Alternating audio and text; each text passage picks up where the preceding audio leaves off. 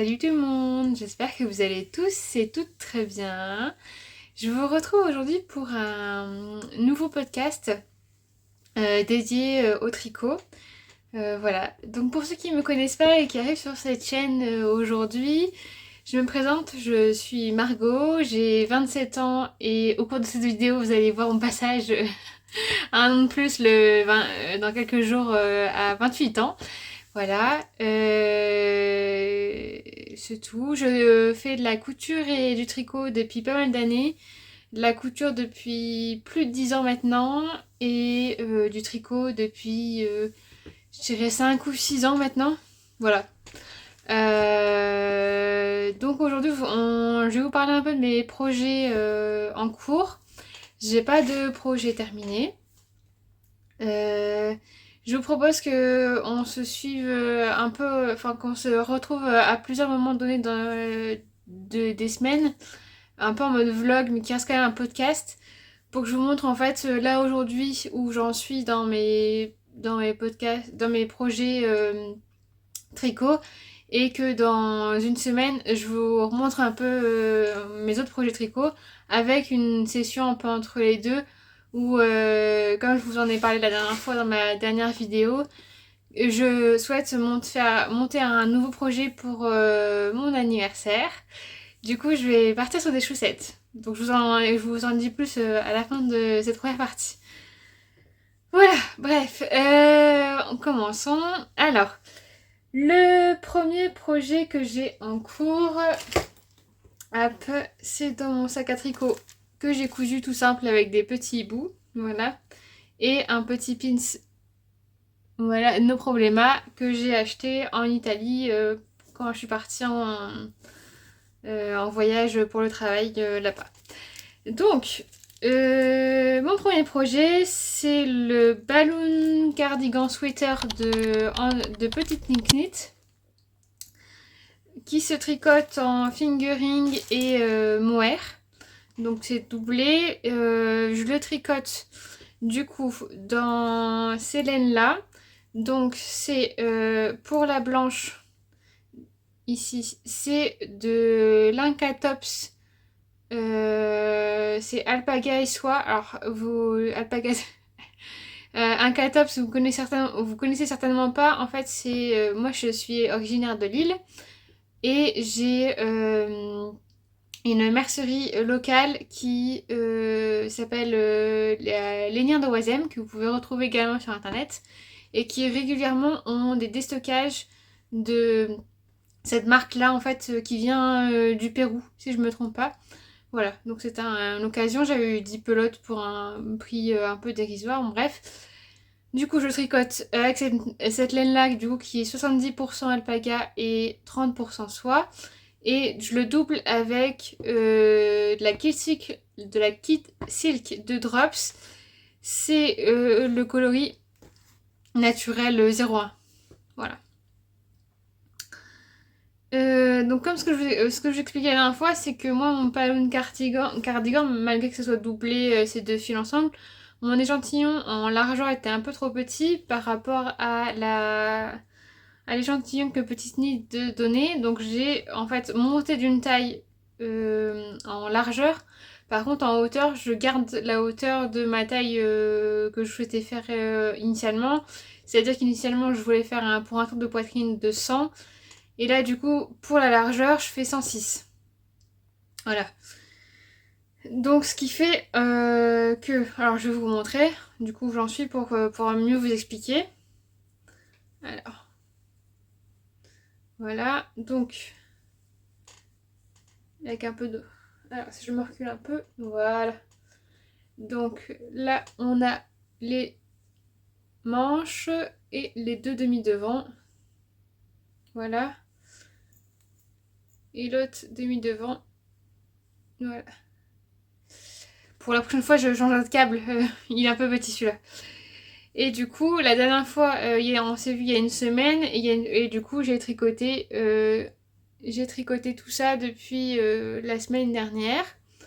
Donc ça avance hyper bien, c'est assez fluide, c'est bien expliqué. Là je suis à la phase aussi où on doit faire en même temps les boutonnières. Donc, on reprend depuis le début. Je suis en train de me disperser. Donc pour ceux qui connaissent pas ce ballon cardigan, il se monte par la bande d'encoulure. On monte un certain nombre de mailles, on tricote jusqu'à à peu près le raglan, on met les mailles en attente, on reprend les mailles de l'autre côté jusqu'au raglan. Et après, on vient récupérer toutes les mailles dans le dos plus les raglans. On vient faire des augmentations régulières, comme petite nid te dit. Et en fait, du coup, on vient former attendez, je trouve plus. On vient former les raglans, les manches et les raglans dans le dos, etc. En fonction de certains marqueurs qu'elle nous fait placer. Petite chose que j'ai pas précisé la dernière fois, c'est que dans ce patron-là, pour moi, je conseillerais pas à des débutantes parce que Petite Knit nous explique pas du tout comment récupérer des mailles, etc. Et en plus de ça, pour les raglans, elle nous dit de tricoter une maille en raglan, mais sans nous dire par rapport au marqueur où est-ce qu'elle est située. Donc c'est à vous, avec votre logique, à trouver de comment compter vos mailles et mettre le marqueur. Moi, ce que j'ai fait, c'est j'ai mis un marqueur et je sais que la maille suivante, c'était une maille... je faisais mon raglan après. Mais voilà, il faut que vous puissiez vous repérer et du coup, ça l'explique pas forcément.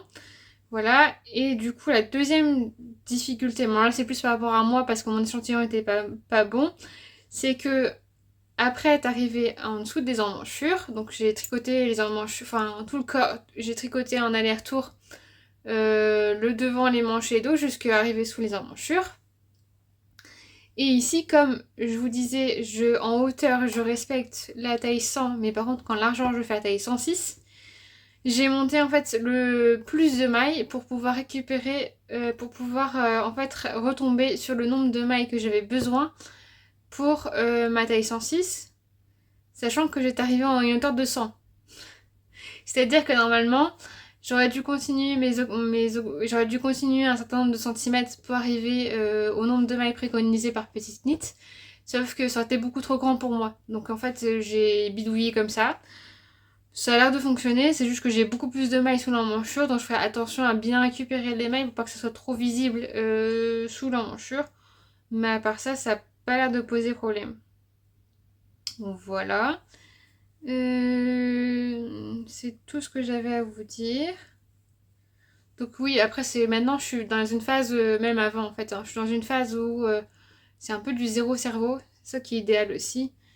Avec ce genre de projet, c'est que quand on l'a monté, après ça va tout seul. Et du coup là je vous disais, j'ai fait les boutonnières, j'ai déjà fait 2 boutonnières. Hop. Et ici j'ai la deuxième qui est à peine faite là. Et elle dit qu'il faut en faire 4 en tout. Moi je l'ai essayé là en faisant 2. J'avoue que ça me paraît un peu court. Je pense que quand elle le met en photo, c'est peut-être avec un pantalon taille haute parce que il me semble que ça va être vraiment un peu trop court pour moi.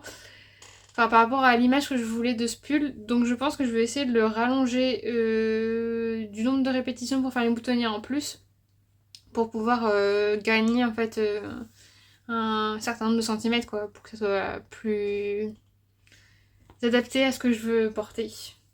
Voilà. Je vous ai pas dit ce que je porte. Je porte un pull que j'ai tricoté il y a, je sais plus, l'année dernière je pense. C'est un patron de drops qui normalement se fait avec un point texturé. Je vous mettrai une image ici avec le modèle.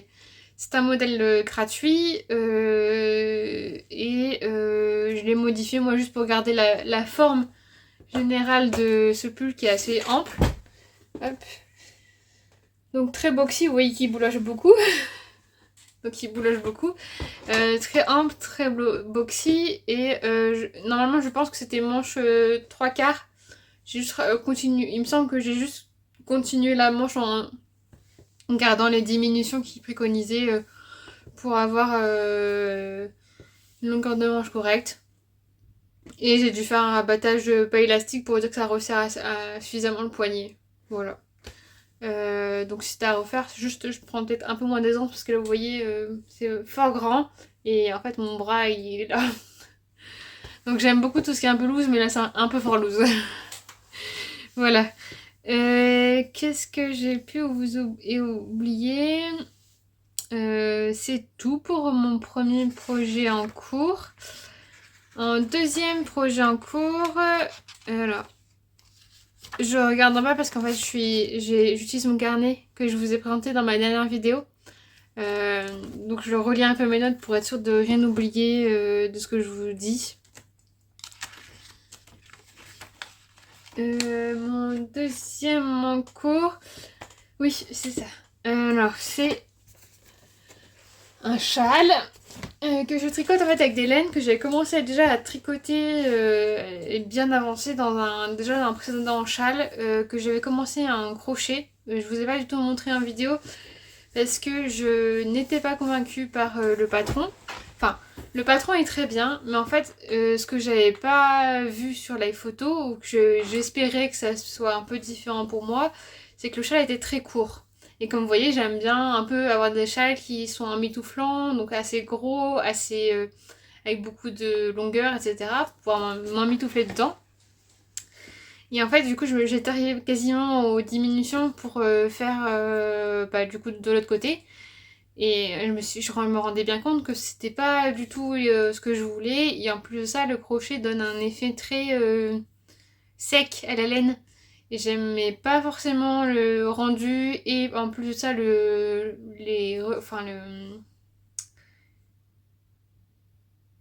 toucher de ce que ça du projet fini. Donc j'ai décidé de tout détricoter. Enfin, tout défaire mon projet. Et de remonter entièrement un autre châle. Donc en partant du fait que j'avais acheté des pelotes, que idéalement je voulais utiliser ce nombre de pelotes là et pas plus, enfin idéalement ça serait de ne pas en racheter. Et du coup j'ai trouvé un châle alors c'est le Plumpy Châle de Andrea Mori. Donc c'est un châle qui se caractérise par une pointe avec une maille centrale tout le long du châle et après c'est avec une alternance de brioche. C'est un châle qui est en anglais, qui est du coup payant et qui se tricote soit en sport, soit en déca. Pour la sport, vous avez besoin de 3 couleurs et pour la déca de 4 couleurs. Moi, avec mon échantillon, je correspondais plus à Enfin, par rapport à mon échantillon et la taille de ma laine, j'étais vraiment sur de la déca. Donc, je vous montre mes couleurs. J'utilise du coup de la Annelle Annelle de la Malmedy. Donc, c'est de la 100% laine. Là, en bleu clair. Ouais, vous voyez à peu près bien. C'est le coloris 25-22.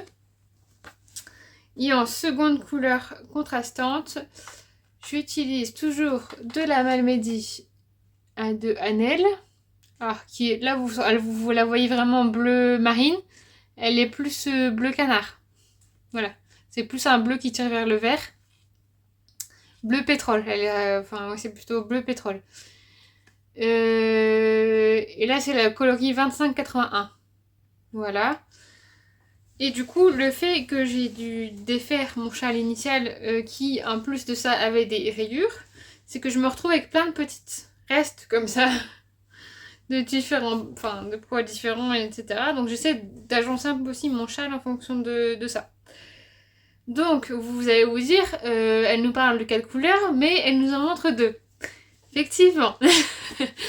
Alors c'est censé être un châle qui se fait avec un peu de métrage, c'est-à-dire que je pense que là, pour la déca, il faut au maximum 350 mètres, je crois, de laine d'une couleur. Donc en soi, ça représente un peu moins d'un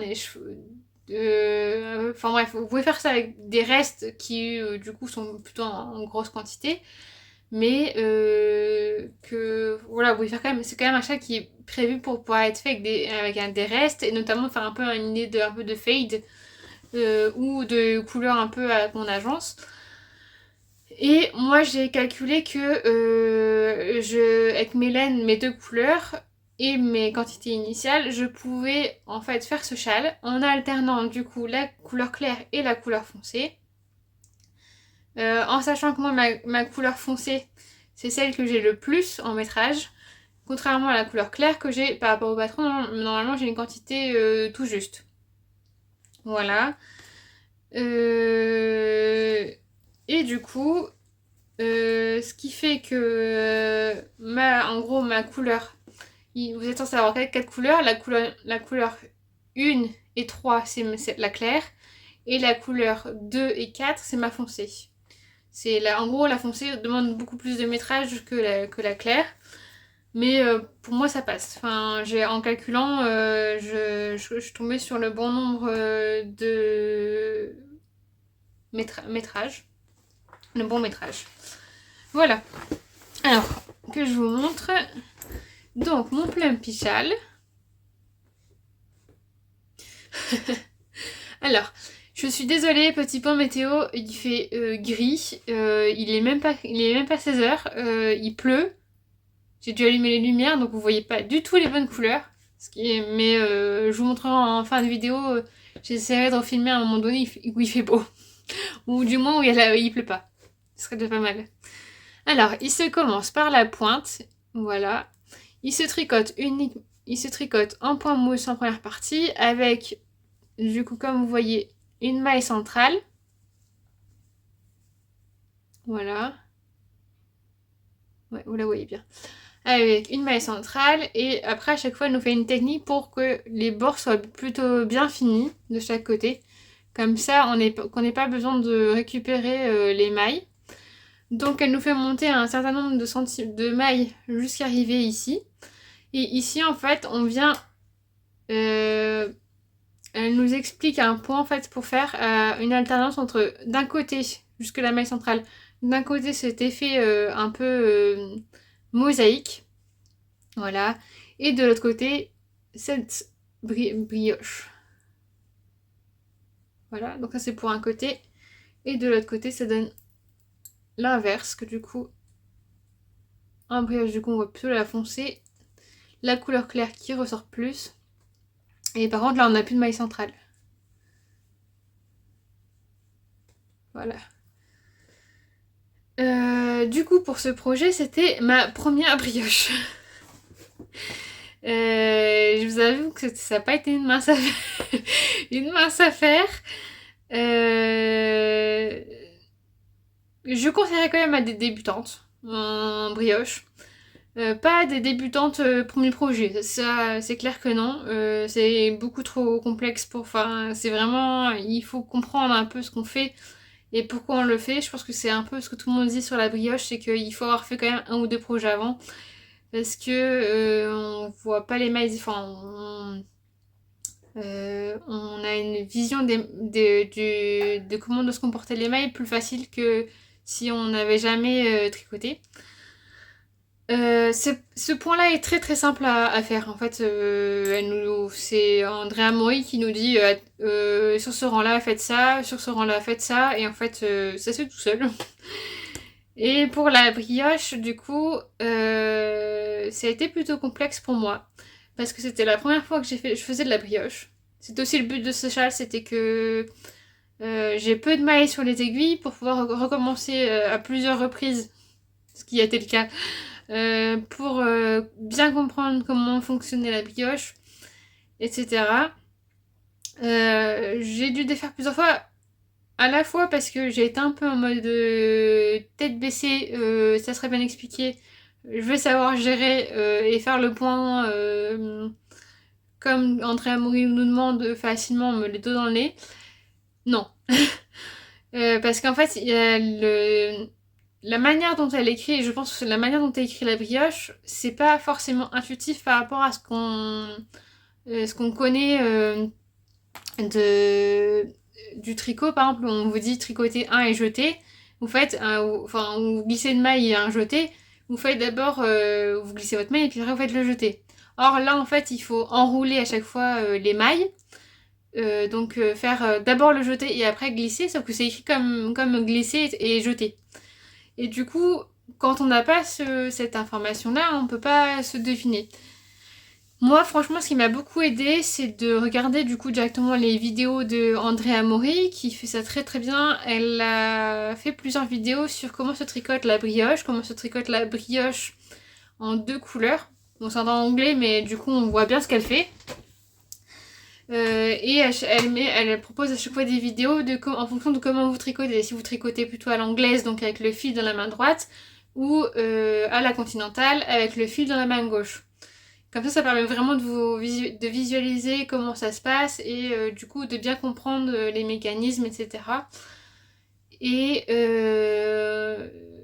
à partir de ce moment-là, moi franchement quand j'ai vu ces vidéos, après les premiers rangs ont été assez faciles à comprendre. Rapidement vous devez faire des diminutions pour faire justement cet effet un petit peu ça se penche. Mais pareil, Andrea Mori fait une vidéo, elle explique enfin c'est hyper clair en fait, on fait une fois et en fait après j'ai plus besoin de regarder la vidéo.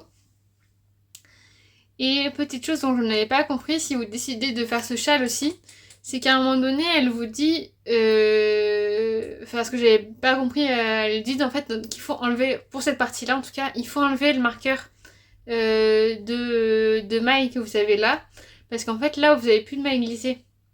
Voilà.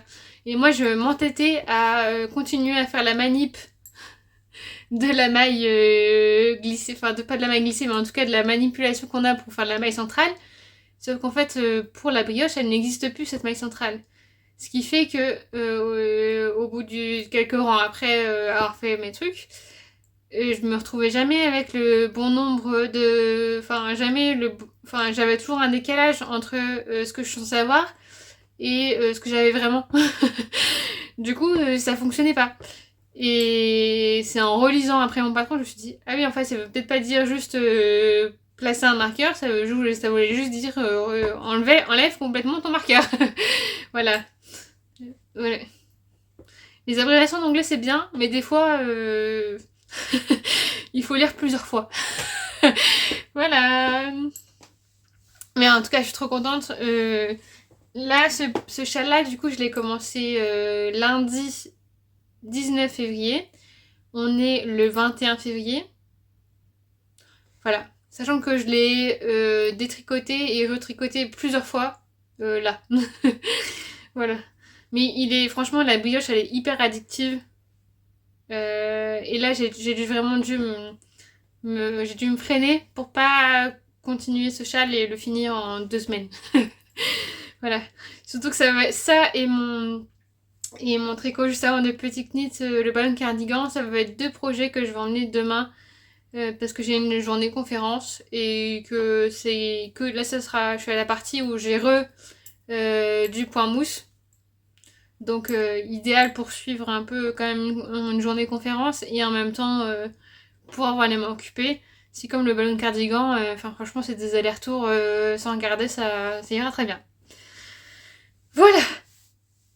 Et du coup, j'ai un troisième projet qui est la excavation blanquette que je vais pas vous montrer aujourd'hui parce que je l'ai pas avancé depuis la dernière fois. Surtout qu'en fait, je me suis rendu compte que, contrairement à ce que je vous disais, chez le départ, il y avait aux diminutions parce qu'en fait, je l'ai essayé en mettant vraiment en situation dans le lit avec des gens en dessous.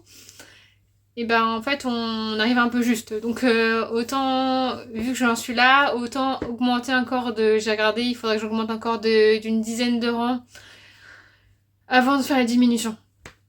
Et franchement, c'est le genre de truc qu'on fait pas forcément plusieurs fois dans sa vie. Enfin, pas une excavation blanquette, au bout d'un moment c'est un peu long quoi. Surtout que moi je fais ça de façon pas du tout fun avec du bleu, du gris et du rose. Voilà, si vous comprenez pas, je vous invite à voir ma précédente vidéo, vous allez comprendre. Voilà, donc ça c'est mon troisième projet en cours, qui est plutôt un projet au long cours. Et j'ai un quatrième projet en cours que j'ai commencé hier. que j'ai commencé, non pas hier, si c'est ça, hier. Donc le 20 février, oui, c'est ça, le 20 février. C'est le pull. Je prends ma tablette, j'ai pas noté sur ma fiche patron. Alors, du coup je peux vous montrer en même temps. Alors, c'est le Nightbook. Hop. Qui se caractérise. Alors, c'est un pull tout en jacquard. Ah. Apparemment, elle a décidé de ne pas rester avec nous. Il est beau, hein.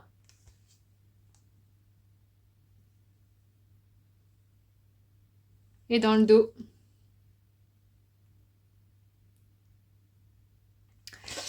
Donc voilà. Donc, c'est un pull qui est magnifique. Que j'ai déjà fait une première fois. Avec les mêmes laines. Que je suis en train de tricoter. Que j'étais arrivée à la fin de ma première manche. Avec le corps fini, bien sûr. Et je vous ai pas dit le nom de la créatrice, je vous mettrai là en bas. Et en fait, comme c'est avant moi, je l'ai fait essayer à la personne qui doit le porter, enfin pour qui c'est destiné. Et c'était trop serrant. Du coup, la team tricoteuse, on sait très bien que voilà, c'est chiant. Mais il vaut mieux découdre, enfin défaire, plutôt que ça soit pas porté, etc. Alors j'aurais pu le réutiliser pour moi, mais bon, c'était quand même un cadeau initialement. Donc voilà, j'ai tout défait. Pareil, je me retrouve avec des balles d'Hélène, du coup.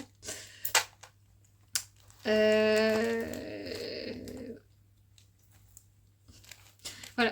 En plus, il est très très long parce qu'il se tricote en 3 pour les côtes et en 3,5 pour le corps. Bon, normalement, c'est 2,75 et 3,25, sauf que je n'ai pas des câbles qui se mettent... Enfin, j'ai des 2,75 et des 3,25, mais c'est sur des fixes. Et j'en ai pas en interchangeable. Du coup, je fais en 3 et 3,5. Voilà, ça fonctionne. Hein.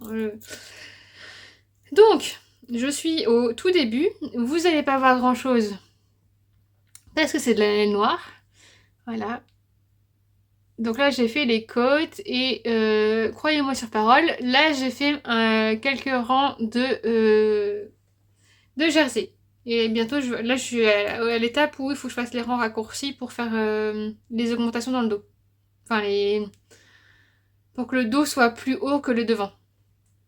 Parce que c'est un patron qui se travaille en yoke. Donc pour ceux qui ne connaissent pas le yoke, c'est au lieu que ce soit des raglans, comme ici, qui viennent dessiner du coup la ligne d'épaule, le yoke, ça vient vraiment faire un grand cercle qui vient se poser sur votre torse. Et où en fait du coup on a besoin que dans le dos ça soit un peu plus élevé parce que on a besoin que ce soit plus couvert dans le dos que devant. Voilà.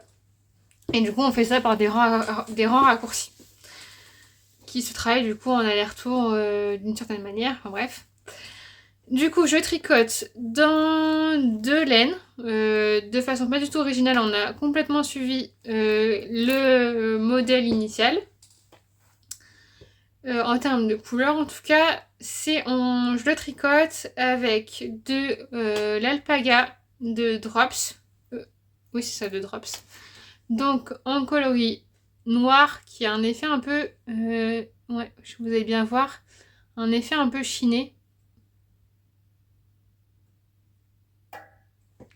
Voilà. Et un coloris... alors c'est pas blanc, c'est plutôt gris très clair. Voilà. Et du coup qui se marie très très bien avec le noir.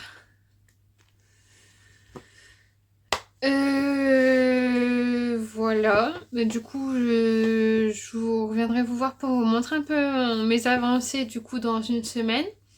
Parce que le but était de faire une vidéo un peu plus longue et puis pour que je trouve ça sympa de voir un petit peu à un moment donné, à un monté, de voir un projet et de le revoir une semaine après de comment il a évolué plutôt que de vous faire une vidéo toutes les semaines. Voilà, et en plus du coup là entre deux, ce que j'ai envie de faire avec vous, C'est comme je vous en ai parlé dans ma dernière vidéo, là du coup on est le mercredi 21 février, vendredi donc le 23 février c'est mon anniversaire, j'aurai 28 ans. Et du coup je veux monter un nouveau projet, je veux faire un caston, je veux faire des chaussettes. Je pense avoir choisi le patron que je veux faire. J'ai pas encore choisi les laines à chaussettes, mais ce serait tardé. Et du coup, je pense que je vais venir vous voir ce vendredi pour monter avec vous ce projet. Et si ça vous dit, on peut... vous verrez la vidéo dans une semaine après, mais en tout cas, vous pouvez venir... Enfin, si ça vous dit de tricoter la même paire de chaussettes que moi, n'hésitez pas à venir m'en parler et puis on fait un petit discussion à deux, à plusieurs, peu importe, pour échanger un petit peu autour du patron ou pour échanger tout court. C'est sympa aussi. Voilà, bah écoutez, c'est tout pour moi pour aujourd'hui. Du coup, je vous retrouve dans 2 jours, le vendredi 23 février, le jour de mon anniversaire. Voilà! Bonjour tout le monde, du coup on se retrouve aujourd'hui, on est vendredi 23 février, donc le jour de mon anniversaire. Comme convenu, je reviens vous voir aujourd'hui pour monter avec vous un nouveau projet de chaussettes, ça y est. Petit point sur ce que je porte le gilet Heartfelt. Je vous mets le nom du gilet ici. Je vous en ai parlé la dernière fois dans mon premier podcast tricot. Vous pouvez les retrouver les informations là-bas. Et petit point météo, il fait gris, il pleuvine un peu, on est en vigilance orange aujourd'hui dans le nord de la France. Voilà. Donc c'est tout, hein. On choisit pas. Hein. Mais du coup j'ai le tricot pour me remonter un peu le moral et faire un peu ce qui me fait plaisir aujourd'hui. Notamment monter une nouvelle paire de chaussettes. Donc j'ai trouvé un patron qui me tente bien dans le livre Tricoter ses chaussettes, les techniques pour débuter de Wendy Johnson. Voilà. Où vous avez 20 patrons du coup, où elle vous explique à chaque fois de comment il faut monter. Enfin, à chaque fois, tous les modèles, il me semble, commencent tous par la pointe jusqu'aux côtes. Et moi, j'ai toujours fait des chaussettes des côtes jusqu'à la pointe. Enfin, j'ai fait 2 fois des chaussettes des côtes vers la pointe. Et du coup, je me dis, c'est un peu l'occasion aussi de tenter autre chose, de le faire autrement. Surtout que c'est un talon à gousset. Donc celle que j'ai repérée pour moi pour le faire aujourd'hui, c'est ces chaussettes là. Voilà, que vous voyez avec une magnifique dentelle. Et petit détail, c'est la torsade qu'il y a sur le côté. Il y a 2 petites torsades.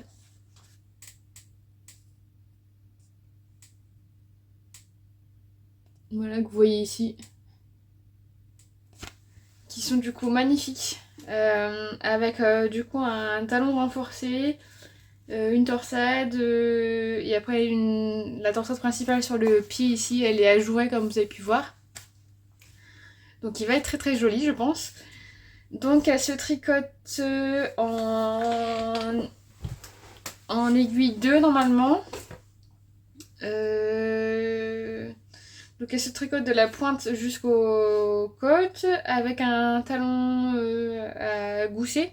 Donc pour ceux qui ont un coup de pied un peu plus fort, c'est hyper pratique. Si vous savez pas un peu enfin moi je connaissais pas la différence entre les différents talons et du coup leur avantage, il y a la vidéo d'Émaillez-moi. Enfin sur la chaîne plutôt de... Alors j'ai plus son prénom mais d'Émaillez-moi, elle évoque un peu les différents types de talons et du coup un peu aussi les avantages qu'ont chacun des talons et leurs inconvénients entre guillemets. C'est-à-dire que pour ceux qui par exemple ont un coup de pied qui est plutôt fort, ce qui je pense est plutôt mon cas, il vaut mieux éviter de faire des talons à rang raccourci, bien que je veux quand même essayer à un moment donné, mais du coup je privilégie plutôt des talons à rang raccourci. Voilà. À gousset, pardon, justement. À gousset. Et je pense que le talon, il avait l'air d'être plutôt renforcé. Ouais, il est renforcé. Voilà, donc je vais monter ça. Je vais essayer de vous montrer, vous mettre un peu des petits plans à la suite de cette vidéo pour vous montrer un petit peu. Si vous avez le livre et éventuellement, je vais regarder si on peut le retrouver sur Ravelry, mais si vous le souhaitez monter aussi avec moi, n'hésitez pas à m'envoyer un petit message sur les réseaux sociaux ou un petit commentaire sous cette vidéo. On pourra faire une petite discussion, soit sur Instagram, soit sur Discord, soit sur une plateforme, peu importe laquelle. Et du coup, je vais les monter avec des laines que j'ai reçues lors de Vœux les Nœuds il y a 2 ans, je pense. Donc, je ne sais absolument pas ce que c'est comme laine. J'ai perdu l'étiquette. J'ai perdu l'étiquette. Donc, je vais utiliser cette magnifique laine. Donc, vous voyez, hyper chamarrée, etc. Très très belle. Alors là, vous voyez la couleur vraiment en rouge un peu foncé. Ça fait plus un rouge qui tire plus vers le prune que ce que vous voyez. C'est beaucoup plus clair. Enfin, beaucoup plus foncé, pardon, en vrai. Voilà. Mais ça va vraiment rendre un rendu très très beau. Je sais pas, je crois que c'est pas forcément des rayures, ça a plus être l'air d'avoir des speckles un peu partout. Vous voyez. Donc ça, avec ça, je vais faire le corps de ma chaussette. Et je sais que j'ai à peine 50 grammes, je crois. Je crois que j'ai 48 grammes. J'ai l'avantage d'avoir un tout petit pied qui a un 36. Donc je sais que je vais pouvoir les passer dedans. Mais quand même, pour être sûre que je puisse quand même faire des chaussettes qui soient bien hautes, je vais faire... alors là, pareil, vous voyez pas du tout la bonne couleur. C'est vraiment un bordeaux foncé. Je vais faire du coup la pointe, le talon et les côtes avec cette couleur contrastante. Voilà. Ça va être beau.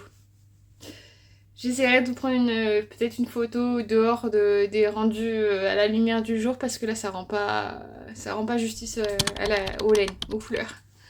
Et à bientôt dans quelques minutes pour vous, enfin dans quelques secondes pour vous et pour moi dans quelques jours pour vous montrer mon avancée de mes différents tricots que je vous ai montré en début de vidéo. Voilà.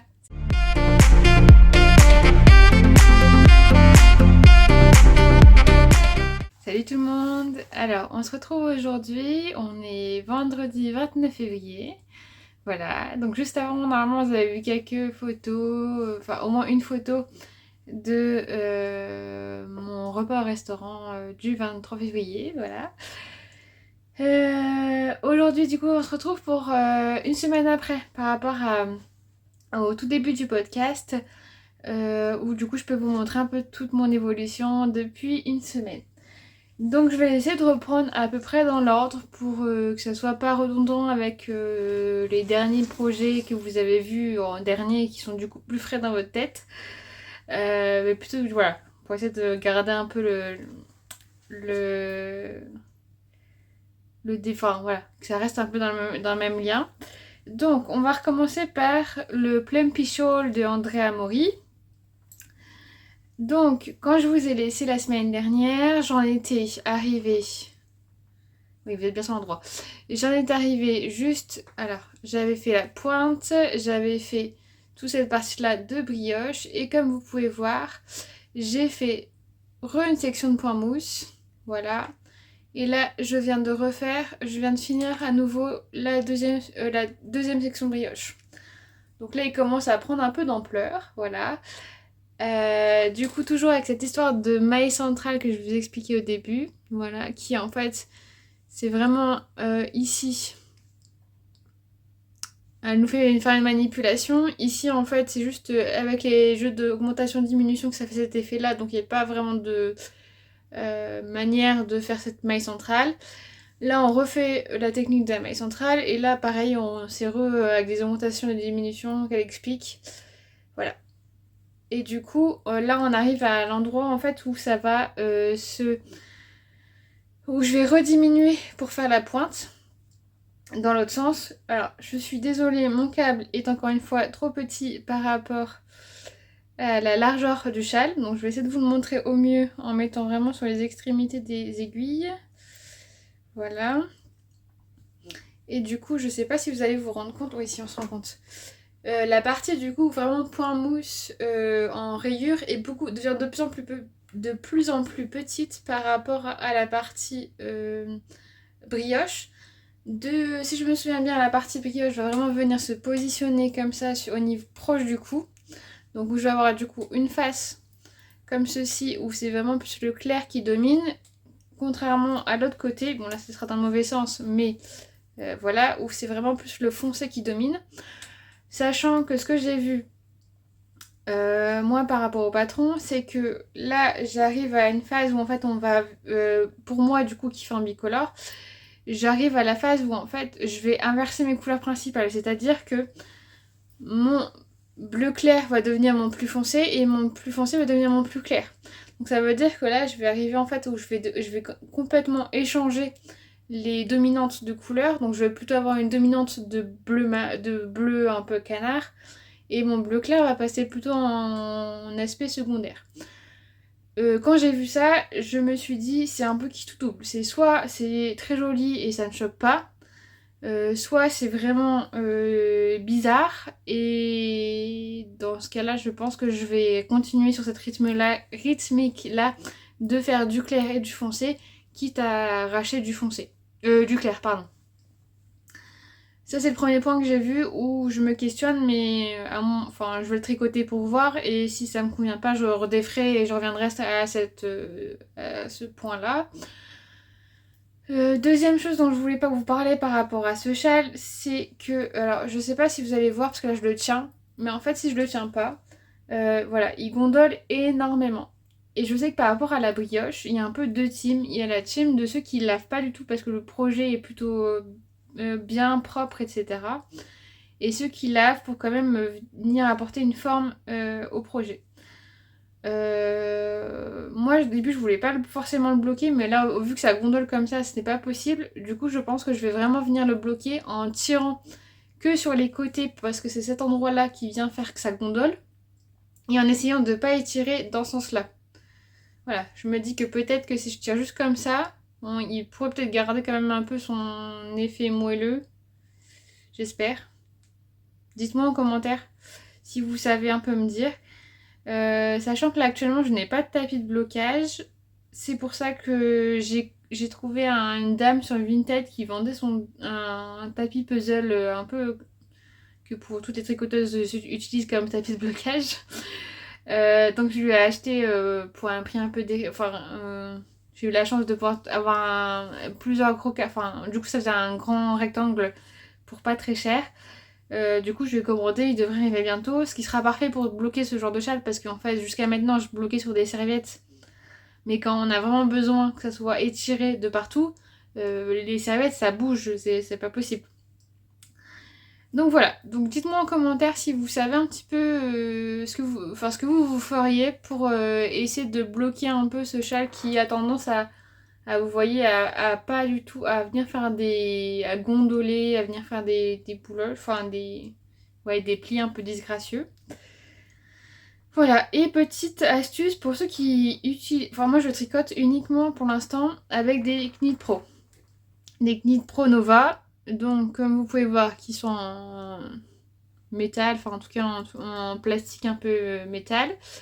Parce qu'initialement moi en premier kit j'ai eu j'ai eu un kit en bois que j'ai toujours pour notamment tout ce qui est grosse aiguille. J'aime bien quand même avoir des bois parce que j'ai pas envie d'en acheter en métal ou voilà, mais ceux que j'utilise le plus souvent je les ai en métal. Et je vous dis ça parce que d'une part pour mon anniversaire je vais avoir un nouveau kit d'aiguilles qui sont les Chiago Red en kit. Je demandais ça pour mon anniversaire et on me les a offerts, donc j'attends juste de les recevoir. Et deuxième chose, c'est surtout pour ceux qui ont du coup pas un gros budget comme moi et qui ont soit des aiguilles interchangeables Knit Pro, soit un kit complet. Sachez que au cas où vous savez pas. Ça, c'est un câble de Drops. Donc, c'est les câbles Drops qui coûtent beaucoup moins cher que les câbles Knit-Pro, même si les câbles Knit-Pro, on s'entend, ils valent pas très cher. Mais les câbles, du coup, Drops valent encore moins cher. Moi, je l'ai acheté chez ma mercerie locale et du coup, j'ai vu la différence même par rapport à Internet. L'avantage je vous parle de ça aussi, c'est parce que ce que j'ai découvert, c'est que, alors je sais pas si vous allez bien voir, mais vous voyez, là, la partie, elle est vraiment resserrée pour venir se mettre sur le câble. Allez, fais le focus. Et du coup, en fait, ce qui permet que les mailles glissent beaucoup plus facilement sur l'aiguille et que même si vous faites de la dentelle, des jetés, etc., enfin moi j'ai remarqué surtout à ce moment-là où en fait les mailles ont tendance à s'accrocher et du coup à avoir du mal à passer sur l'aiguille. En fait là, il y a encore un peu il y a encore un petit peu un accrochage qui peut avoir un peu lieu au passage entre le câble et l'aiguille. Mais par contre, je trouve qu'il se fait quand même de façon beaucoup plus fluide. J'ai beaucoup moins d'accrochage et du coup, je trouve que c'est une solution qui est quand même assez intéressante si vous voulez avoir d'autres câbles et notamment si vous voulez avoir des câbles qui vous permettent de ne pas avoir trop d'accrochage sur les mailles. Et en plus, je pense que ça doit limiter aussi les risques que le câble finisse par se détacher au bout d'un moment. Parce que moi, j'ai un de mes câbles, le vert, qui, sur une des extrémités, est sorti. Donc j'ai réussi après, depuis un petit moment, à le remettre dedans. Il ne ressort pas.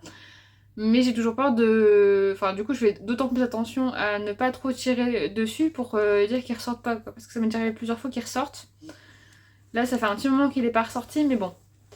Voilà. C'est jamais très agréable de perdre des mailles après l'aiguille. Entre le câble et l'aiguille. Donc je trouve que c'est une solution qui peut être sympathique à la fois en termes financiers et à la fois pour le confort du tricot. Voilà. Premier projet. Second projet, ça va être mon gilet ballon cardigan sweater de Petite Knit que j'ai bien avancé également. Alors que je vous le sorte. Hop là. Mon sac à tricot commence à devenir un peu trop petit pour lui. Alors, la dernière fois où je vous ai laissé, donc la semaine dernière, j'étais à ce niveau-là. Et là, du coup, depuis, j'ai fait... Alors, pour vous, c'est peut-être pas grand-chose, mais pour moi, c'est quand même une belle avancée. J'ai fait tout ça. Du coup, ce qui représente pour le devant, en fait, j'ai fait une boutonnière en plus. Là, je suis à 3 boutons... Attendez, que je retrouve le bon côté. Qui a les boutonnières. C'est de l'autre côté. Je crois que maintenant je suis à 3 boutonnières et le patron en préconise 4. Alors 1, 2... Et c'est ça, je suis à 3 boutonnières. Donc sur le devant, ce qui donne... Hop. Donc là vous avez les emmanchures. Et du coup, par rapport à sous les emmanchures, hop, voilà, j'ai fait tout ça. Donc normalement, là je devrais arriver à la partie où je commence à faire les côtes bientôt pour pouvoir faire après la dernière boutonnière dans les côtes. Mais comme je vous le disais, je suis presque sûre qu'il est trop court. Bon, d'ailleurs, c'était l'occasion de tester avec vous. J'en profite. Est-ce que je devais le réessayer? J'avais des doutes sur le fait de est-ce que je rallonge ou pas. Je suis presque sûre que oui. Oula. C'était pas français ce que j'ai dit, je suis presque sûre que oui. Bref, je suis persuadée qu'il faut le rallonger. Alors, que je prenne du recul un peu. Alors, vous voyez, là j'ai une jupe taille haute. Là, mon pull... Alors, je sais pas si vous avez besoin de voir mes lèvres. Là, mon pull m'arrive vraiment au niveau de la taille.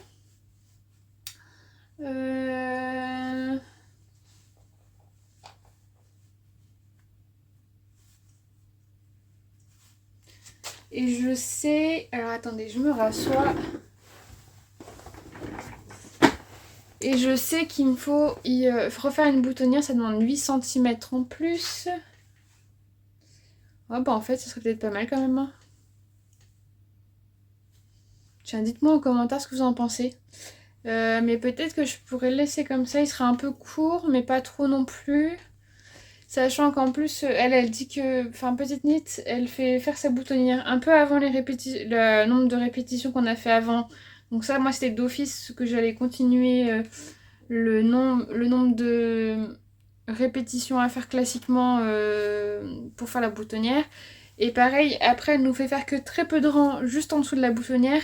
Et sur les projets finis, je trouve que... pardon, je me remets bien sur ma chaise. Excusez-moi. Je trouve que sur les projets finis, le bouton, parce que ce sont souvent des gros boutons qui sont utilisés, le bouton est fort proche du bas et j'aime pas trop le rendu. Donc je sais déjà que je vais rallonger d'au moins 2 rangs, peut-être même 4 rangs de plus, pour vraiment qu'il y ait un espace entre la dernière boutonnière et la fin du gilet. Donc dans tous les cas, en fait, tous ces trucs-là, ils vont faire que ça va rajouter un peu de longueur. Donc je pense que je vais peut-être essayer comme ça. Parce que je me dis, même si ça s'allonge un peu au blocage, parce que bien sûr, je ne fais pas, enfin, je fais un échantillon et je le lave pas. Voilà, sinon c'est pas drôle. Donc je ne sais pas trop si la laine va bouger ou pas au lavage. Mais bon, voilà. Donc je pense que je vais faire ça. Je vais tester de faire comme elle dit, avec les modifications que je viens de vous dire. Donc faire le bon nombre de répétitions avant la boutonnière. De rallonger, je pense, ouais, un bon 4 ans. Peut-être un peu plus même, sous la boutonnière. Je verrai au visuel, je pense. De combien je vais rajouter sous la boutonnière, sous les côtes. Sachant que moi, je fais un peu moins de côtes qu'elle. Je sais plus, elle a fait des grosses côtes. Mais moi, je voudrais faire des grosses côtes aussi, mais pas autant. Je visais plutôt autour de 5 cm de côte. Donc voilà, faut que je fasse des calculs un peu pour savoir un peu quand est-ce que ça tombe. Et puis après, ce sera les manches. Donc ça ira hyper vite et voilà, ça va rouler, ça va être trop bien. J'ai hâte de la voir. Surtout que là, il fait encore un peu frais, donc ça serait parfait. Suivant. Le suivant, c'est le patron. Je ne sais plus. Le pull North. Bref, vous l'avez vu juste avant avec le jacquard. J'ai plus son nom en tête.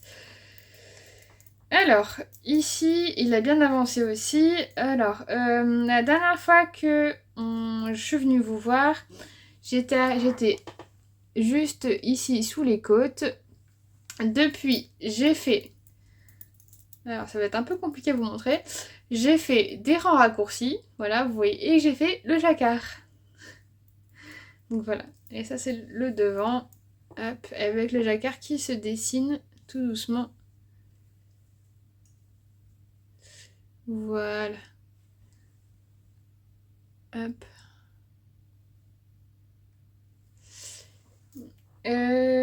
Du coup, là pour la première partie de jacquard, je peux vous montrer un peu sur l'envers aussi. J'ai essayé que mes fils soient assez tendus, mais pas trop non plus, pour qu'en fait on puisse les tirer. Voilà, comme ça, sans que ça vienne un peu bloquer le tricot. Comme vous pouvez voir pour l'instant, mes mailles en haut sont pas tout à fait régulières, mais c'est assez compliqué parce que, alors déjà d'une, je suis pas une experte en jacquard. Et de deux, il faut aussi beaucoup croiser ses fils sur les premiers rangs de jacquard. Je me souviens que plus tard, il y a quasiment plus de croisement de fils. Mais là, les premières parties sont vraiment avec beaucoup de croisements de fils parce qu'on est à plus que... je crois que sur les premiers rangs, enfin sur certains rangs, des fois on est à presque 10 mailles d'écart. Enfin, c'est un truc assez impressionnant. Bon, je vous dis ça et en même temps, au premier rang, là, je vois que c'est assez régulier. Mais je sais qu'il y a des moments où on croise pas beaucoup les fils et du coup ça demande vraiment de... Enfin moi je sais qu'au plus que 4 mailles, je croise les fils, sinon ma tension est vraiment pas bonne. Voilà, donc je pense qu'il va se... Comme c'est des laines que j'ai déjà tricotées avant et que j'ai détricotées comme vous avez pu voir, là je pense qu'il y a aussi un effet un peu gondolage et pas bien défini aussi parce que de par le fait que ça a déjà été lavé une première fois. Je pense sincèrement qu'après le blocage, ça devrait aller un peu mieux parce que là vous voyez si je tire un petit peu, la définition de maille se fait beaucoup mieux que si je le laisse un peu, voilà, un peu... Donc j'ai pas trop d'inquiétude. c'est plutôt assez addictif comme patron, comme pour le châle Plumpy. Je trouve que c'est deux patrons qui sont hyper addictifs. Là, le jacquard, on a envie à chaque fois d'aller un peu plus loin dans la découverte du jacquard, etc. Donc c'est super cool. J'ai gagné un peu, je vois quand même que j'ai gagné un peu en tension quand même au niveau du haut du jacquard. Parce que la première fois où je l'ai fait, ça faisait vraiment beaucoup de mailles un peu déjaugées blanches qui ressortaient sur le truc noir, donc c'était vraiment pas joli. Là, je vois que c'est quand même beaucoup plus régulier quand même qu'initialement, donc ça, je suis plutôt contente. Voilà, que vous dire d'autre? Oui, moi je tricote pas à la continentale, je tricote à la française, enfin avec les fils dans la main droite. Et du coup, je sais pas si ça peut intéresser certaines, mais je me dis que ça peut être bien de savoir, c'est que moi quand je tricote, du coup j'ai mes deux fils comme ça dans la main, donc je les tiens ensemble, et en fait en fonction de la couleur, alors vous voyez peut-être pas bien, hop, en fonction de la couleur que j'ai besoin de prendre, je vais juste passer mon doigt soit dans le fil noir, soit dans le fil blanc pour tricoter, sans que du coup j'ai une tension plutôt régulière des deux fils, ce qui me permet en fait d'avoir à peu près les mêmes tensions à la fois dans le fil noir que dans le fil blanc. C'était une astuce que j'avais trouvée quand j'avais fait une première fois ce pull parce que c'était vachement long quand même de croiser régulièrement les fils, etc. Et ce qui me permet aussi de croiser les fils facilement. Par exemple, je tricote avec du noir, hop, et si je veux passer par exemple le blanc au-dessus, je viens juste faire un croisement. Bon, non, par exemple, je tricote avec le blanc, je veux croiser le noir, je le passe au-dessus, je reprends juste mon blanc, et en fait, mon fil est croisé sur le blanc. Voilà, ça en fait, je fais juste des petites manips, mais c'est juste mon index qui vient prendre en fait du coup ce que j'ai besoin comme couleur. Et je trouve ça beaucoup plus simple pour moi que de réapprendre à tricoter complètement à la française et à la continentale du coup. Ce qui du coup risquerait quand même d'avoir une tension bien différente entre les deux mains. Que là du coup je sais que j'ai une bonne tension, enfin c'est ce que j'avais déjà fait une première fois. Et du coup je sais que ma tension ne change pas trop du coup. Et ça me faisait un tricot plutôt, enfin un jacquard plutôt régulier. Donc je réutilise la même méthode et si ça peut vous servir, bah tant mieux. Voilà. Et enfin, le dernier petit projet en cours, c'est les fameuses chaussettes d'anniversaire avec lesquelles j'ai eu plein de rebondissements. Alors, si vous vous souvenez, je vous avais dit que je prenais des chaussettes d'un livre, tricoter ces chaussettes, enfin débuter le tricot de chaussettes, qui est un livre plutôt très bien fait. Le seul inconvénient pour moi, c'est que ça se monte de la pointe vers les côtes et que je pense que le début de ce type de chaussettes nécessite soit d'utiliser le Magic Loop, et comme j'ai que des aiguilles fixes, que j'ai là d'ailleurs, j'ai que des aiguilles fixes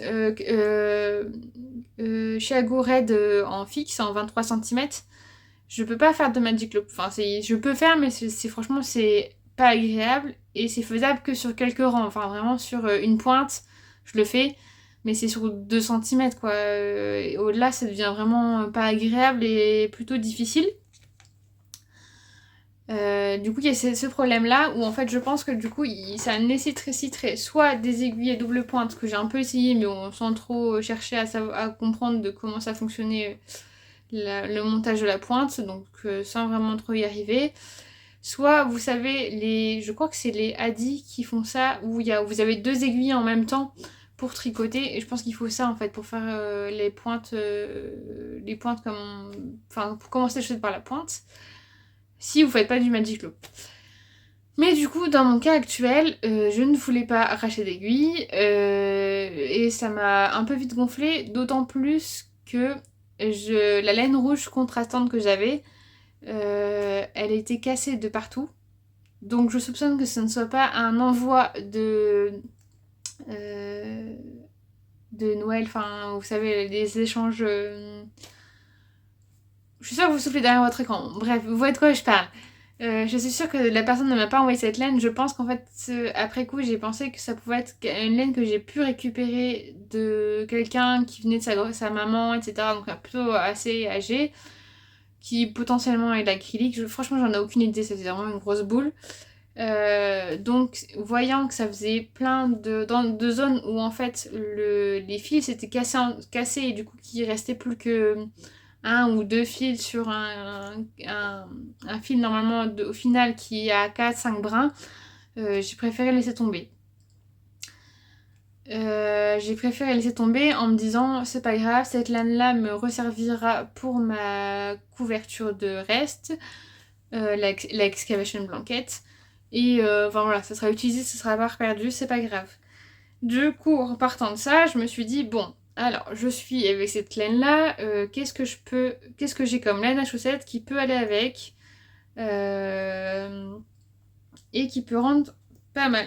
En me disant bon bah c'est pas grave, je rebondis, je fais avec un autre patron de chaussettes avec un motif un peu original. Finalement pareil, enfin du coup, je rembobine. Du coup, en voyant cette laine-là, j'ai trouvé dans mes stocks une laine qu'on m'a offert pour mon anniversaire l'année dernière. C'est la Shrepies Metropolis du coloris Taipei.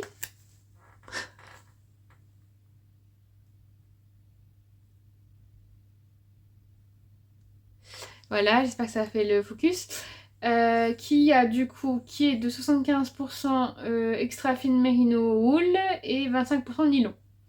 Qui se tricote en 2,5-3 et qui du coup, je sais pas si vous allez bien voir, a un peu des nuances, ouais, voilà, de violet, de bleu, de rose. Voilà, elle est plutôt bien nuancée et je m'étais dit, bah ça peut bien fonctionner ensemble. Donc en me disant, voilà, c'est tout, c'est pas grave, je recommence. Je recherche un nouveau patron de chaussettes qui commence par la pointe, par les côtes, comme je sais faire, et qui finit par la pointe. En me disant, vu que je suis limitée en poids de laine, je vais d'autant plus utiliser le contrastant pour faire côte, pointe et talon.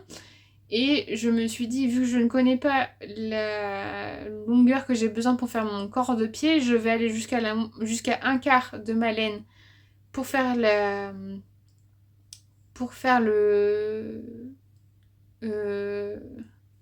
sur la cheville jusqu'au talon, et ensuite je ferai avec un quart de reste supplémentaire le corps du pied. En sachant que je fais un 36, je pense que ça ira. Voilà. Donc, en partant de ce fait-là, je suis tombée sur un premier patron où c'était avec une laine toute blanche, avec un point un peu texturé, effet un peu côte brisée, etc. Je me suis dit, c'est bien, ça va mettre en valeur la laine que j'ai. Sachant qu'encore une fois, je ne sais pas ce que c'est. D'ailleurs, si vous savez, dites-moi, parce que je serais ravie de savoir où est-ce que je peux en racheter, parce que franchement, elle est magnifique. J'ai failli me les faire piquer même, d'ailleurs. Et en fait, je me suis rendu compte, en la tricotant, du coup, que c'était une autorayante. Voilà, donc c'est magnifique. Du coup, de ce fait-là, pardon, je dis beaucoup du coup. De ce fait-là, j'ai décidé de redétricoter une 5e, 6e fois, je crois, ce jour-là, pour en fait faire des chaussettes à la vanille. Donc j'ai monté 56 mailles de côte. J'ai fait la technique de Lysandre qui monte sur 2 aiguilles, parce que moi à chaque fois mon problème c'est que j'ai un mollet qui est quand même assez important, très important, et que du coup j'ai besoin d'avoir vraiment ce côté très élastique et qui reste élastique au montage. Et du coup je fais un twisted caston, mais même comme ça c'était pas suffisant sur ma première paire de 56 mailles parce que ça me cisaillait quand même le pied, enfin la cheville. Du coup là je me suis dit je vais faire le Magic Twisted Caston, et en plus de ça je vais le faire à la manière de Lysandre qui monte du coup ses mailles sur 2 aiguilles, ce qui permet que les mailles soient beaucoup plus lâches en fait. Le premier rang de montage soit très lâche, pardon, et qui permet du coup d'être vraiment bien élastique. Donc je pense que ça sera quand même beaucoup mieux que mes toutes premières. Et mes deuxièmes, parce que mes deuxièmes j'avais fait 64 mailles, qui après j'avais diminué pour faire 56 mailles, qui en fait avec la pièce se sont détendues, et en fait à la fin de la journée Alors je vais pas dire que ça ne tient plus au pied, mais j'ai plus ce confort des premières qui me maintiennent vraiment au pied. J'aime vraiment bien en fait le côté qui tienne bien au pied et qui bouge pas, etc. Du coup, j'ai monté 56 mailles, j'ai fait 3 cm de côte, un torse, mais que torse à l'extérieur, pas torse à l'intérieur. Voilà, à l'intérieur c'est des classiques. Donc en gros, juste torser la maille en droit et pas la maille en vert. Et puis ensuite, j'ai fait du coup du rang en droit avec du coup cette magnifique laine que je cherche ce que c'est parce que je ne connais pas. Auto-rayante avec en plus plein de speckles dans les parties colorées. Je pense qu'elle va être magnifique cette chaussette. Franchement, j'ai trop hâte. J'ai trop hâte de l'avancer, de la finir, etc. Je la tricote. Pour les côtes, j'ai tricoté en 2,25 au lieu de 2,5 d'habitude parce que la pièce est plutôt assez fine comme laine. Voilà. Vous n'allez pas forcément vous rendre compte, mais si je vous prends la laine d'à côté, hop, là, auto-rayante, vous allez voir qu'elle est beaucoup. Il y a une grosse différence d'épaisseur. Du coup, je l'ai tricoté en 2,25 pour les côtes et là, je la tricote en 2,5 pour le corps. Ce qui fait vraiment un effet un peu... Là, au toucher, ça fait un peu carton. Mais du coup, au lavage, je pense que ça va vraiment s'adoucir. Et par contre, ça va garder vraiment son aspect très chaud, qui va vraiment bien tenir aux pieds, etc. Je pense que ça va vraiment être bien. Voilà, donc ça va être un peu ma chaussette de salle d'attente, voiture, etc. Donc elle va pas forcément avancer très vite. Ce qui n'est pas le but non plus parce que je veux vraiment profiter de cette laine et de découvrir à chaque fois dans les rayures un peu originales, de voir un peu quelle couleur va ressortir, etc. Mais c'est magnifique, on dirait un peu un arc-en-ciel, franchement. Alors, vous n'êtes pas bien voir. Franchement, c'est très très beau. Je pense que ça va être quand même une laine industrielle parce que ça fait presque du maille par maille les différentes couleurs. Donc, si vous savez quelle marque fait ce genre de laine, avec vraiment une plaine et une... voilà, dites-moi, j'irai voir sur leur site, ça m'intéresse vraiment de retrouver ce genre de laine. Parce que c'est vraiment un plaisir pour moi de tricoter des chaussettes à la vanille, mais en même temps, moi, faire des couleurs pleines sans... Par exemple, comme celle-là, qui est, même si elle est nuancée, elle est quand même plutôt pleine. Ça m'intéresse pas trop de faire une chaussette toute simple, alors que des chaussettes auto-rayantes comme ça, avec en plus des speckles dedans, enfin franchement c'est trop bien. J'aime trop. Et du coup voilà, je sais qu'il y a le Bouet des Aiguilles qui fait des laines auto-rayantes, je sais qu'il y a aussi des laines industrielles qui en font, je sais que Shrepies en fait des laines auto-rayantes. Mais voilà, si vous avez des endroits où vous achetez des laines auto-rayantes que vous adorez vraiment, dites-moi en commentaire, franchement ça m'intéresse de découvrir de nouvelles marques, de découvrir de nouvelles qualités de chaussettes, enfin de laine à chaussettes. Voilà. Sachant que j'ai pas un gros budget, donc moi souvent j'essaie de chercher quand même plutôt des laines industrielles. Malheureusement, je peux pas m'acheter forcément tout le temps des laines d'artisans, mais même si j'aimerais beaucoup. Et voilà. Et bien écoutez, c'est tout pour cette longue vidéo. J'espère qu'elle vous aura plu. N'hésitez pas à me dire en commentaire si vous aimez ce format en découpé.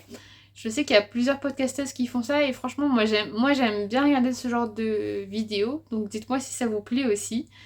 N'hésitez pas à vous abonner, à laisser un petit commentaire et à liker cette vidéo. Ça me permet de me faire un peu mieux recenser, oui c'est ça, sur YouTube. Et puis bah si ça vous a plu, je vous dis à bientôt. Ciao!